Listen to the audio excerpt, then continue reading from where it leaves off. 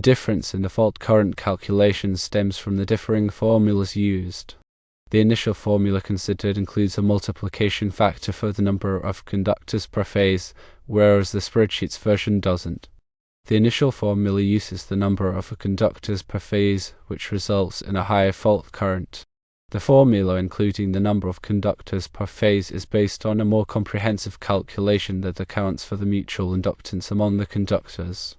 In contrast, the spreadsheet's formula offers a simplified approach that omits this effect. The C value represents the conductor constant, which accounts for the conductor's size, material, and spacing. Higher C values corresponds to lower impedance, thus higher fault currents. The calculation that was provided appears to be accurate, given their formula and parameters.